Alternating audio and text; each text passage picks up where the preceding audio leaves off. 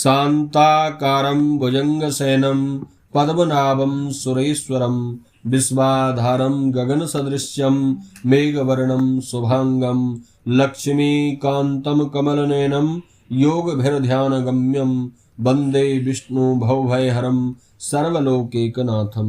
नमस्कार, स्वागत है आप सभी का हमारे YouTube चैनल में। आज के इस वीडियो में आप श्रवण करेंगे आश्विन मास के शुक्ल पक्ष की पापांकुशा एकादशी व्रत की कथा।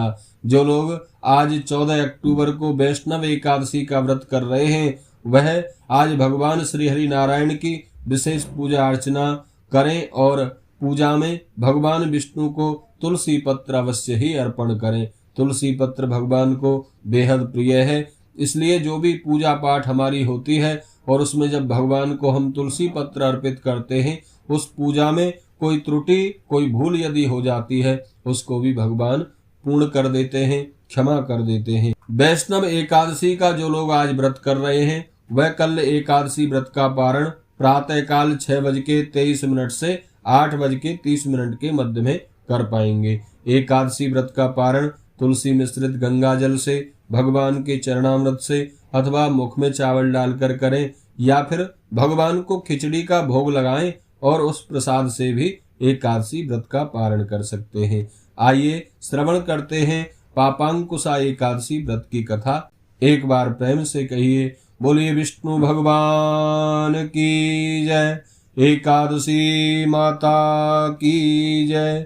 युधिष्ठिर ने देवकी नंदन भगवान श्री कृष्ण से पूछा, भगवान कृपा करके यह बताइए कि आश्विन मास के शुक्ल पक्ष की एकादशी का क्या नाम है। भगवान श्री कृष्ण उत्तर देने लगे, राजन, आश्विन मास के शुक्ल पक्ष की एकादशी का नाम पापांकुशा एकादशी है। यह व्रत बहुत श्रेष्ठ और पापों को उखाड़ कर फेंक देने वाला है। इस एकादशी के दिन मनुष्यों को अपनी मन की इच्छा पूरी हो जाने के लिए स्वर्ग और मोक्ष के दाता पद्मनाभ नामक मुझ वासुदेव की पूजा करनी चाहिए। इंद्रियों को नियंत्रित करते हुए मुनि लोग जिस फल को बड़े लंबे समय तक कठिन तपस्या करके प्राप्त करते हैं, वह फल इस एकादशी के दिन भगवान गरुड़ध्वज को प्रणाम करने मात्र से मिल जाता है। पृथ्वी पर जितने तीर्थ और पवित्र पूजा स्थल हैं, उन सब की सेवा का फल भगवान विष्णु के नाम का कीर्तन कर लेने मात्र से प्राप्त हो जाता है। जो प्राणी सारंग धनुषधारी सर्वव्यापक भगवान जनार्दन की शरण प्राप्त कर लेते हैं, उन्हें कभी यमलोक की यातना सहनी नहीं पड़ती। यदि कोई अन्य कारणवश भी एकादशी का व्रत कर ले तो उसे यम यातना नहीं भोगनी पड़ती। पर यह ध्यान रखने की बात है कि विष्णु भगवान के भक्त को कभी भगवान शिव की निंदा नहीं करनी चाहिए। यदि कोई ऐसा करता है तो वह विष्णु लोक में स्थान प्राप्त नहीं कर पाएगा, निश्चित रूप से वह नरक में ही गिरेगा। इसी प्रकार यदि कोई शिव भक्त भगवान विष्णु की निंदा करेगा तो उसे घोर रौरव नरक की यातना भोगनी पड़ेगी। यह यातना इतनी लंबी अवधि तक भोगनी पड़ती है जितने समय में 14 इंद्रों की आयु पूरी होती है। पापांकुशा एकादशी स्वर्ग और मोक्ष प्रदान करती है, साथ ही शरीर को रोगों से बचाकर सुंदर स्त्री, धन एवं मित्र भी प्राप्त कराती है। एकादशी के दिन उपवास और रात्रि जागरण करने से सहज ही विष्णु लोक की प्राप्ति हो जाती है। जो इसका एक बार भी व्रत करते हैं, उसके अपने कुल की 10, ननिहाल कुल की 10, अपनी ससुराल के पक्ष की 10 पीढ़ियों का उद्धार हो जाता है। एकादशी का व्रत करने वाले लोग दिव्य रूप प्राप्त करते हैं।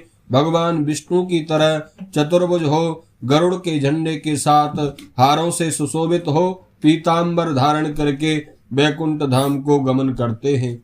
आश्विन शुक्ल पक्ष में पापांकुशा एकादशी का व्रत करने मात्र से ही मनुष्य सब पापों से छूटकर श्री हरि के लोक को प्राप्त कर लेता है। जो भक्त इस दिन सोना, तिल, भूमि, गौ, अन्न, जल, जूते और छाते का दान करता है, उसे कभी यम के दर्शन नहीं होते। जिनमें इतनी सामर्थ्य नहीं है, ऐसे निर्धन व्यक्ति भी स्नान एवं यथाशक्ति दान और भगवान की पूजा करने से अपने जीवन को सफल बना लेते हैं। जो लोग हवन यज्ञ स्नान, जप, ध्यान आदि पुण्य कर्म करते हैं उन्हें भयंकर यम यातना के कभी दर्शन भी नहीं होते। संसार में जो भी लंबी आयु वाले वैभवशाली, कुलीन और स्वस्थ लोग दिखाई पड़ते हैं उन्होंने पहले पुण्य किए होते हैं।